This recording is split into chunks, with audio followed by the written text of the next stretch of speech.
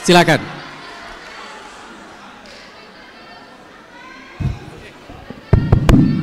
Tes.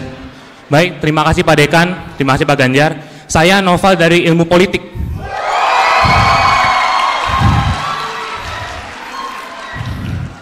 Pada tanggal 21 April, Bapak dicapreskan oleh PDIP oleh Megawati Soekarno Putri.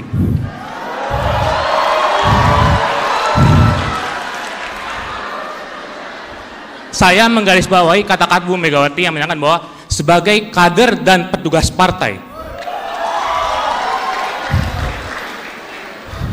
jujur saja saya mengagumi Bapak, merasa kecewa. Ternyata Bapak yang diharapkan sebagai petugas rakyat ternyata petugas partai.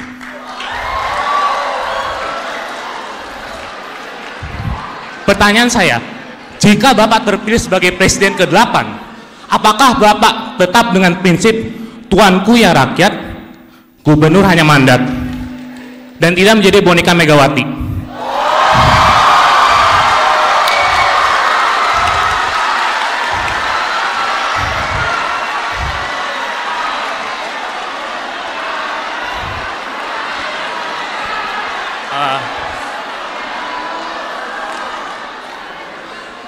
Jadi intinya, saya ingin Pak Ganjar menjawab hari ini di Balairung yang terhormat ini, supaya jelas pertanyaannya, jawabannya, apakah Bapak petugas rakyat atau petugas partai? Terima kasih.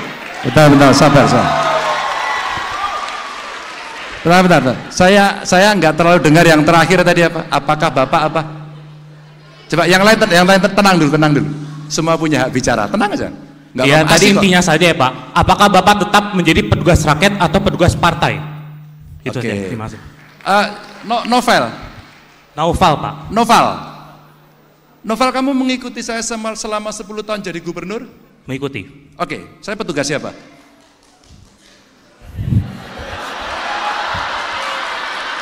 Finish. Ada banyak ketakutan seperti Stella. Saya coba melihat Stella. Generasi milenial kita itu menghadapi situasi yang tidak mudah. Dia double burden karena dia mulai mulai usia 30-an ya berarti ya sekarang. 30-an. Dia memikirkan diri sendiri tapi memikirkan orang tuanya. Generasi yang lebih muda itu ternyata dia berada dalam ketakutan masa depan. Tekanan mental tadi luar biasa, pilihan hidup menakutkan karena dia mesti bersaing dengan teknologi. Ada beberapa yang kemudian maaf harus mengakhiri hidup. Saya masukkan kesehatan mental tadi. Karena cerita aja Stella. Ini saya mau cari yang mungkin membantu menjawab. Pak Ganjar, saya direktur rumah sakit anak buah saya nih. Tapi rumah sakit jiwa Pak, nggak ada pendapatan Pak. Boleh nggak Pak diganti rumah sakit umum? Awalnya saya mau. Tapi apa yang terjadi? Saya ditelepon oleh teman dokter ahli jiwa ngomong, Mas Ganjar jangan. Tidak terlalu banyak orang yang mau investasi atau menyediakan fasilitas untuk itu. Saya kaget ketika banyak bullying terjadi. Terus kemudian orang takut menghadapi masa depan, kemudian stres, menggunakan gadget, juga stres dan seterusnya. Maka beban-beban kehidupan mereka menjadi penting. Dan angka bunuh diri kemarin cukup meningkat. Lalu dari masukan-masukan itu, kemudian mereka menyampaikan kepada saya begini, Pak jangan Pak. Saya undanglah mereka, kita bicara, saya pernah podcast dengan penyintas dan mereka menceritakan pengalaman itu yang cukup menarik buat saya karena dia sampaikan bahwa saya ini penyintas Pak, orang tua saya nggak tahu sehingga saya seolah-olah biasa saja pada saya dalam tekanan yang luar biasa sehingga kemudian saya menggunakan narkoba dan hari ini dia membuat platform yang diikuti oleh banyak orang dan yang luar biasa adalah bisa mengurangi beban-beban kehidupan menghadapi situasi yang makin rumit ini. Dari situlah kemudian kami juga mencoba mendorong dan berkomunikasi dengan generasi muda. Ya, ada tekanan luar biasa, keluarga menghadapi tuntutan hidup dan sebagainya, dan kemudian apa yang terjadi? Proses kreatif ini tidak pernah berhenti, teman-teman. Kalau kemudian saya kaitkan dengan Raffi tadi menyatakan bahwa apa sih ekonomi mengenai digital hari ini yang saya tertarik itu. Ekonomi kreatif yang mesti kita kembangkan, dan itu isinya anak muda yang kemudian dia bisa memanage dirinya, apakah dia dari sisi kejiwaan, keluarga, teknologi dan sebagainya, meskipun salah satunya biasanya menekan. Biasanya. Maka pada saat inilah kemudian kita mencoba untuk mendorong ruang yang lebih banyak untuk mereka bisa mengakses. Dalam sebuah obrolan saya di forum seperti ini dengan anak-anak muda, saya membagi voucher. Voucher itu menarik Bu Umi, karena ini konsultasi psikologis. Berebut. Siapa yang mau kemudian dia berebut. Dan saya jadi kaget.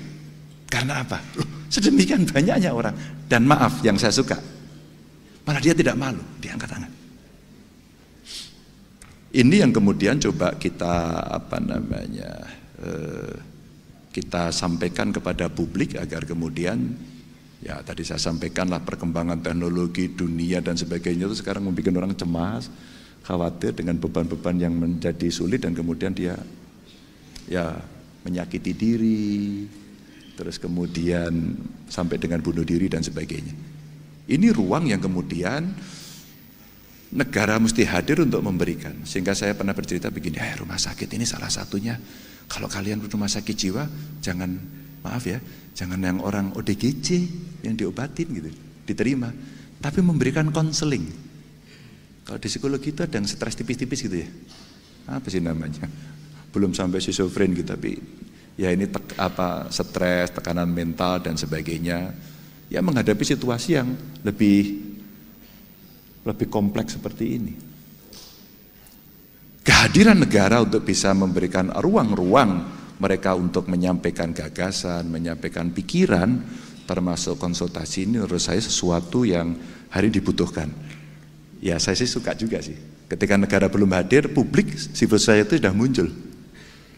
Sehingga bisa mendampingi mereka. Apa sih problemmu? Saya takut dengan masa depan, saya stres, saya ada masalah keluarga, hari ini saya tertekan, saya tidak bisa menyampaikan, dan seterusnya. Itu yang hari ini mesti membuka ruang. Nah, beberapa platform secara digital tadi ternyata cukup bisa menyampaikan, sehingga Alkisah, apa bro? Waktu ini saya tanya kepada kawan itu, apa bro yang sesuatu nilai positif yang bisa kamu berikan? Saya bangga aja Pak. Beberapa orang yang mau bunuh diri tidak jadi dan dia menyampaikan itu. Apa kejadiannya? Macam-macam. Tekanan keluarga, masa depan, cerita ketakutan-ketakutan yang itu dimunculkan.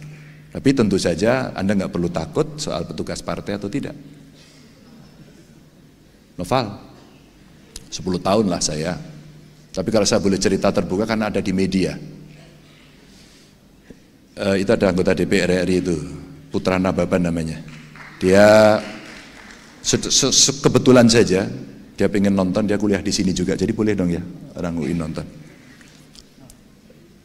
Kalau Anda googling Noval, kalau Anda googling di media, sebelum saya dicalonkan, yang mukulin saya siapa? Kamu nggak ngikuti pasti ya. Kamu tahu nggak? Saya digebukin publik. Tenang, nggak usah malu. Ngikuti nggak Nova? Saya mengikuti Bapak tuh sejak 2017 Pak, jadi mungkin kalau ke belakang kurang Pak. No, ini belum 2017 kok. Oh. Ini baru kemarin. Sebelum saya pencalokan itu, Ganjar dicalonkan atau tidak gitu. Di partai saya kan namanya tidak hanya Ganjar kan, ada yang lain ya. Kan rame itu. Iya. Mbak Puan UI loh. Alumni ya, alumni UI, sama-sama kita, tenang aja. Saya digebukin oleh teman sendiri.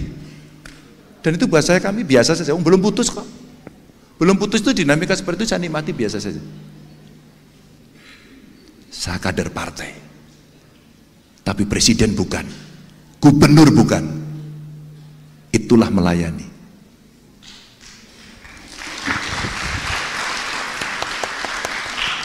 Oke ya. Jadi kita bisa membedakan ketika kita sudah berada di jabatan, apa yang kita lakukan. Maka kalau Anda riset tentang saya, apa yang saya lakukan, adakah kemudian saya hanya berpihak pada partai saya? Mungkin nyaris Anda tidak akan menemukan itu.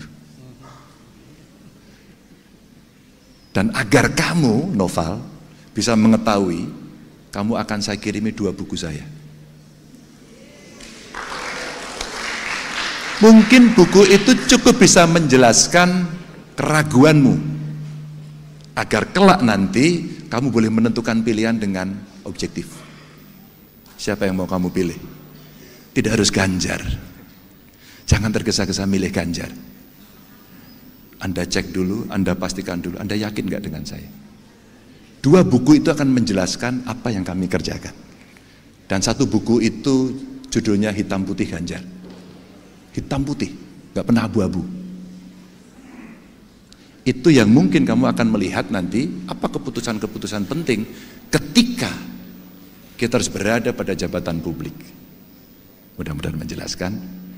Saya minta ada staf saya di sini. Oh ya, mintain Noval, ya Stella juga dong. Akan saya kirimi buku saya. Pak, mohon maaf Pak Ganjar.